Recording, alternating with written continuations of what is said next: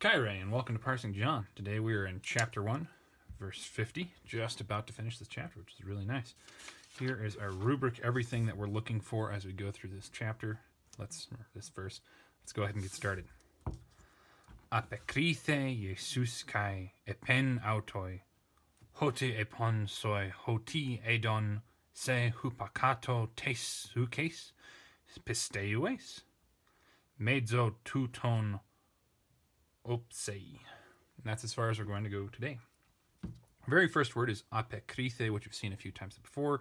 And normally when we have repeats of the same thing, we don't decline it. So I'm going to do that again here. But as a reminder, it's a third person singular aorist deponent indicative verb, meaning answered. And Jesus here with omicron upsilon sigma is in the nominative singular form. Probably didn't need to decline that again, but oh well. Masculine. Kai epen. Kai just means and. Epen we've seen a few times before. Epsilon nu is our third person singular, and this is aorist stem,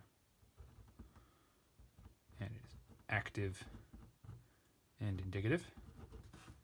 It means said. Autoi with the sub iota here, we know this is dative, singular, masculine, or neuter. And since Jesus is talking to Nathaniel, we know it's going to be masculine, not neuter in this case. So to him. And then we enter direct discourse. We want to have quote marks right there. Hoti we've seen before as well, and it means either because or that, and the context will tell us which of these two makes the most sense. We want to move on and find our verb, which we have right here with apon.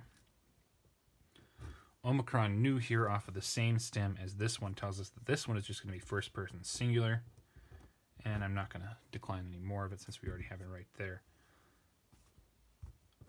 I said soy.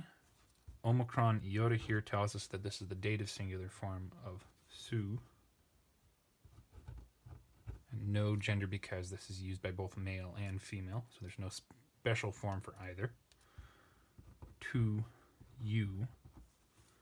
And then hoti again, so another because or that.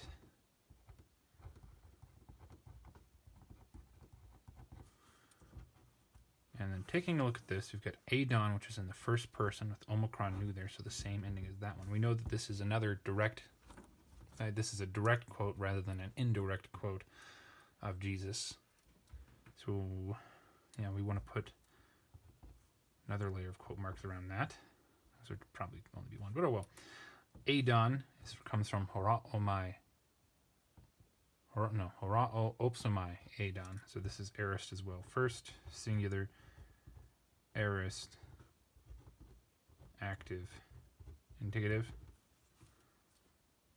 I saw. Say is going to be accusative singular, which is not spelled with an N. Sorry. You. Hupokato. I think we saw this on the previous page. This is a sort of preposition that takes genitive in its object. So prepositional phrase starts right there. Tes, sucase, those are both genitive, article, and noun. So that ends our prepositional phrase. And of course, genitive, singular. Tes tells us that sucase is feminine, which we should know from when this word showed up earlier. Under the fig tree.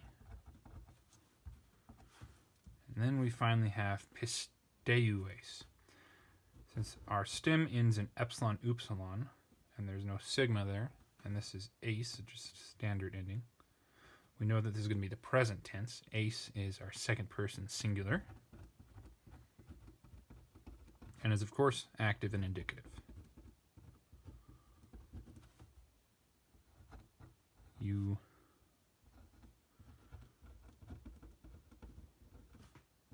And then so we have the semicolon here. We know this is a question. I'm going to put the word do here to make that more proper. Now we can go back because we have this finished up to the question mark and see which version of hoti works best. Jesus answered and said to him, because I said to you, or that I said to you. That does not make as much sense in this one, so because is the better option here. Moving on. Because I said to you, because I saw you under the fig tree, do you believe? Or, because I said to you that I saw you under the fig tree, do you believe? So in this case, actually, I think it could be either. Maybe one is a little bit better fit than the other, but I'm going to leave them both there, and that'll be up to you, whichever one you would think makes the best fit. Moving on. Mezzo, here we get an interesting word. I don't think we've seen this form before, but it's possible. This is in the accusative, singular, masculine, or feminine form, and it is a comparative of megas. So greater is what this means. Two tone, since this ends in omega nu, this is genitive plural. So we're going to have to somehow translate this as a plural. But then we also need to figure out, and it could be only masculine or neuter since there's no accent over the omega here.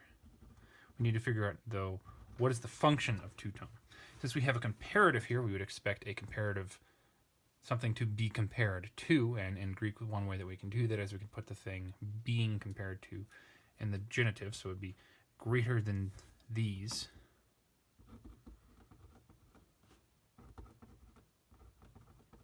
And G of genitive of comparison, greater than these. Opsei, sub iota here on the eta, and this really short ending, that is horao opsomai edan. Opsomai appears to be we're taking this from my a tai, so this is going to be second person singular future. And active, deponent, indicative, meaning you will see, period. And that ends verse 50. Let's take a look at it in its own context. Oh, end quote marks, sorry. Jesus answered and said to him, because I said to you, because I saw, or that I saw you under the fig tree, do you believe?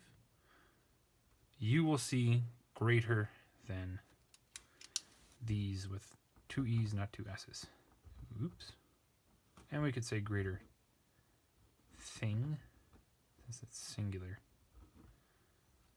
Maybe you might be able to stretch it to mean things, but since that's singular, I think that might be pushing it a bit more than you should. Okay, so that is verse 50 by itself. Let's take a look at it at the greater context from verse 43. On the next day, he wished to have gone into the Galilee, and he finds Philip. And the Jesus says to him, follow me. But Philip was from Bethsaida, from the city of Andrew and of Peter.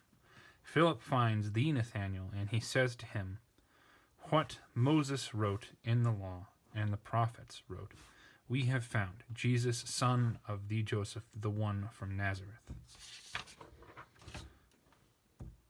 And Nathanael said to him, is it possible for anything from Nazareth to be good? Philip says to him, come and see, or come and know. Nathanael saw the Jesus, coming toward him, and says concerning him, see, truly Israelite, in whom is not deceit. Nathanael says to him, whence do you know me? Jesus answered and said to him, before Philip called you, being under the fig tree, I saw you. Nathanael answered him, Rabbi, you are the Son of the God. You are King of the Israel. Jesus answered and said to him, because I said to you that, or because I saw you under the tree, do you believe? Greater than these you will see. So far our text, and that's as far as we're going to go. Last thing that we want to do is check for any proper nouns in this sentence without articles and see which of the two is the better way to translate them, with an indefinite article or no article at all. You can probably guess what the answer is going to be. Our very first one is Jesus. That should be obvious. Every time that we've run across Jesus prior to now without an article, putting an indefinite article with his name does not work, but let's do it anyway. A Jesus answered and said to him. Now we only know of one Jesus in this instance, in this location, and in this event here. Now, Jesus, or really, now I can't remember how to say it. Yeshua was a very popular name back in the day. Yeshua being Jesus being the Greek form of Yeshua, the Hebrew word Yeshua. It was a very common name back then, supposedly, so we would expect to see a couple around, but there's only one Jesus actually concerned. So, indefinite article, bad idea. Moving on. Fig tree has an article, and that's it. So that means that we are done with this verse. Thank you very much for joining me. I hope taking a look at it has been helpful for you. And we are so close, one left, and then we'll be done with this chapter. I hope to see you in the next video. Have a good day.